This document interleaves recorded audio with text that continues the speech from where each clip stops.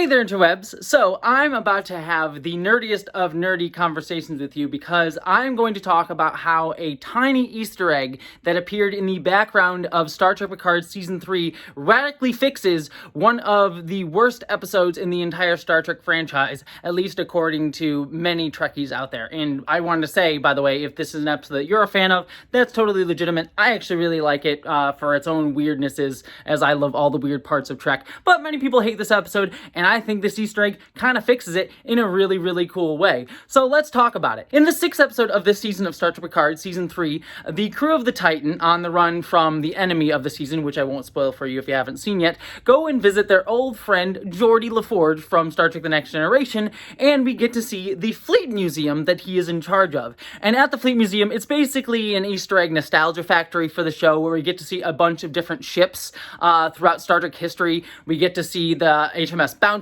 from Star Trek 4, we get to see, Constitution class ship, we get to see the Defiant, we get to see a Voyager, we get to see the Enterprise A, I believe, in there, and they all look sexy and amazing on screen, and I adore them. But one thing that I was upset about was the fact that we didn't get to see the NX-01, which was the ship from the 22nd century and the lead flagship of the Star Trek Enterprise show, which is my favorite black sheep of the Star Trek franchise. I adore that show, but everyone really hates that show sometimes, but I really love it. I think it's a fun little black sheep of the Star Trek family. However, I actually wasn't looking hard enough because while all those other ships I mentioned got like a big moment in the show, the NX-01 does actually appear in the background of one of the shots, but even better.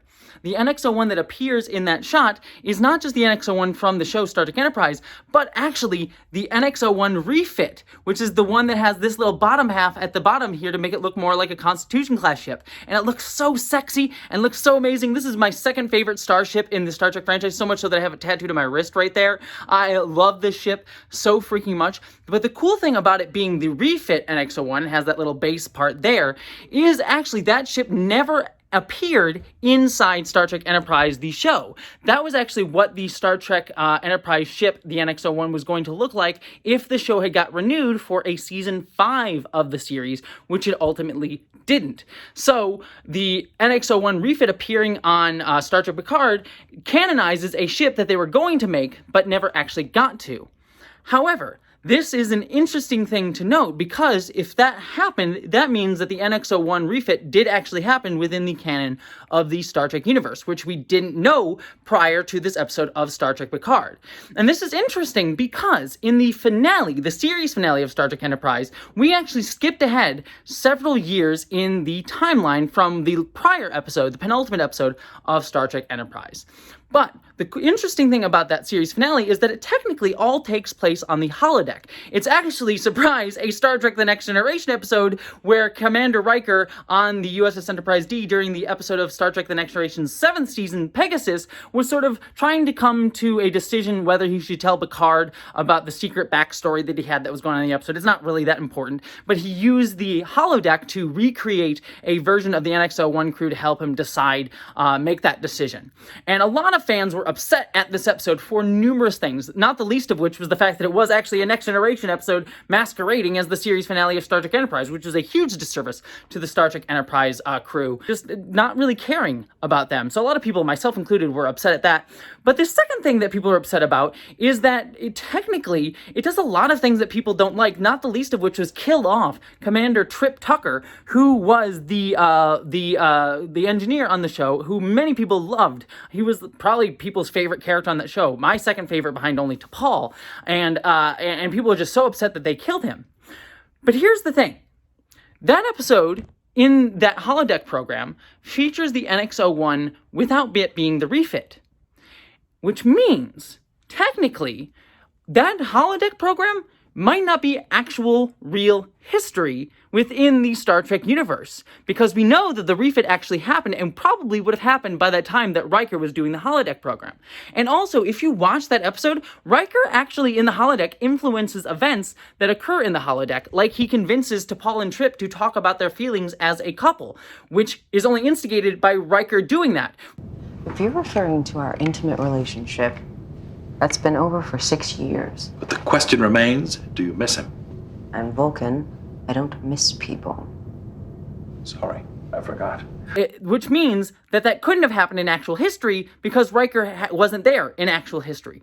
Which means that everything that happens in the holodeck is historical fiction.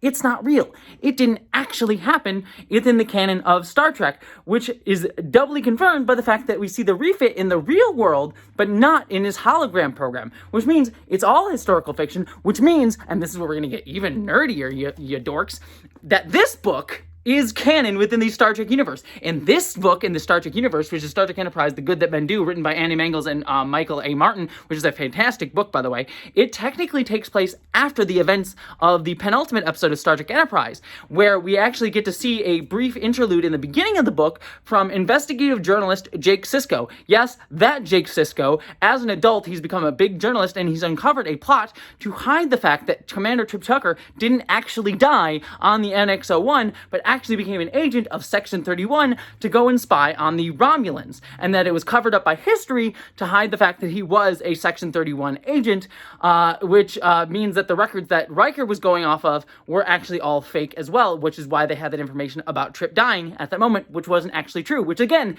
is reinforced by the fact that the NX-01 refit appears in Star Trek Picard Season 3.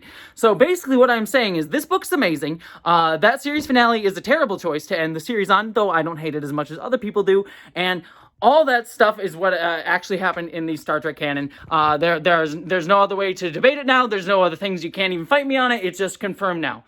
And I also really love this interpretation because it kind of just paints Riker as someone who just really loves historical fiction. He just really just likes to go on the holodeck and make his own little fiction with historical characters. He's like making his own version of Hamilton on the holodeck, which just literally makes me think, do you think there are people in the Star Trek universe who do like musical versions of history like Hamilton? Do you think there's like a musical version of like Kirk and Spock and everyone, or like Archer and everyone in Picard's time? Oh, I kind of want to make that now. Oh my God, Mike McMahon, if you're listening to this, call me. I want to pitch this as an episode. So bad. The musical Hamilton-like historical episode of Star Trek Lower Decks. I want it so bad now.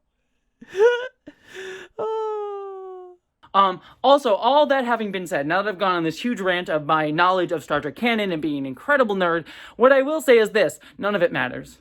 Not a little bit of it matters. If you wanted to believe that it was all historical fiction even before any of this, that was cool too. It's what I chose to do. I said to say Trip never died. That's what actually happened. Because you know what? It's all fiction. It's all made up.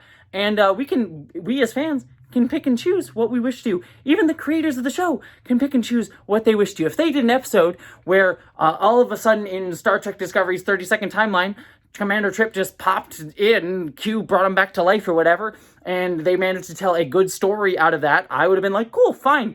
That works. That's fine with me. As long as you tell me a good story, I don't care. I love canon. I love figuring out the minutiae of canon. I love figuring out the inner worlds of stuff. But ultimately, at the end of the day, I'm also here for a good story. And while I want canon to remain consistent as best as possible, I'm always down for fudging canon a little bit to tell the best story possible. Because it's all fiction, and it's all about today. And it's also a 50-year-old franchise at this point. So, I'm here to fudge canon a little bit if it means good stories. But that being said, now we have an all-in canon reason to believe why that holodeck program was all bullshit. So, yeah. I did all that without a script. I know too much Star Trek.